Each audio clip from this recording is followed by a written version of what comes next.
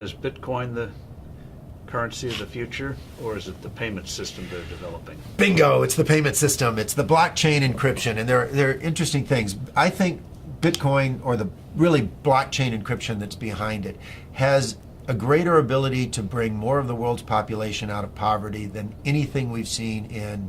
Well, for one thing, it's a cheap payment system. For one thing, it's a cheap payment system, but it's more important than that. It's more important than that. Blockchain cryptography is all about digital transfer of ownership in a completely transparent and public way.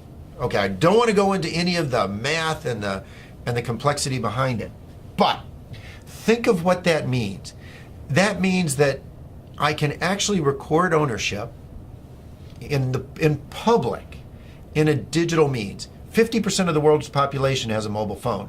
I read an estimate this month that in 2020, 90% of the world's population will have mobile phones. That's probably a high estimate, but that's okay. Now, $35 smartphones. but we're throwing them away, and they can ship them off to emerging markets. But what's powerful about this, now think about Hernando de Soto. Yes. Okay, the Institute for Liberty and Democracy in Peru. I really think Hernando de Soto should win the Nobel Prize for the work he's done. I hope he does. But he's gone around the world and identified one of the most powerful things to the economy and the creation of wealth, and that is the ownership of property. Which you can then use as collateral. Which you can use as collateral, and when you own it, you will develop it. You will, the best thing you can do for the environment is to own it, because when you own it, you make sure it's sustainable for your future family, and that's powerful.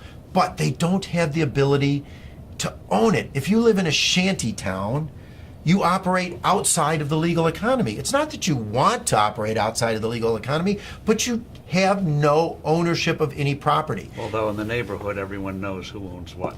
And once you introduce blockchain cryptography, guess what they can do? Have a public ledger of ownership and transfer that cannot be denied, because it's absolutely transparent. It's absolutely transparent. It is the means through which these individuals can get exactly what Hernando de Soto thinks they best need to bring themselves out of poverty. It is so much more profound than that, but at its very basis, it has the ability to give these individuals the right of ownership to property. And that has, more than anything else, the ability to bring them out of poverty. And I can't wait. It'll be adopted elsewhere. I mean, it's such a powerful, blockchain encryption is such a powerful tool. It'll be used by banks, it'll be used by credit card companies. It will become a standard. But what's more interesting is what it can do to poverty around the world, to eliminate poverty. But also, what does that mean, that technology mean for credit card companies and the whole payment system, crazy gobbledygook payment system we have today? Very expensive. Doesn't that blow it away? I hope so. I hope so. I mean, think about it. When there was one manufacturer of phones in the U.S. government, what did we have? This big clunky rotary thing that sat on desks. Now, what do we have? Cell phones of all flavors, sizes. I can sit in Africa and on my cell phone take courses at MIT because they're public record. It's absolutely astounding what happens when you can actually innovate around the world and compete. And what is happening is blockchain cryptography, forget Bitcoin, creates a competitive technology, a competitive innovation that these credit card companies will have to adopt. The ones that adopt it first will bring their cost base down. And importantly, if you think about a retail store, and I have this with my kids are off in college and they go to a retail store, they use their credit card. And the credit card company Costs the retailer $3 to $6. Right, because they reject well, first the fee is high, and then they reject the transaction. Because why is this card suddenly showing up in some city, some place where I don't live? So it gets cut off.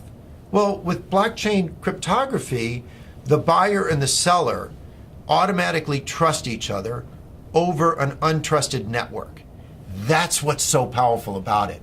A blockchain-based transaction is verified within 10 minutes.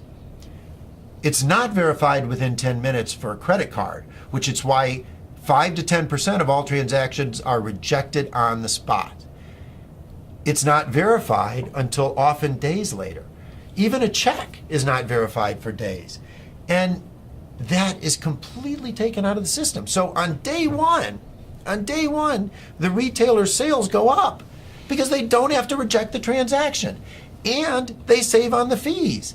It doesn't really get much better than that if you're looking for a disruptive innovation in any single industry. It's wonderful.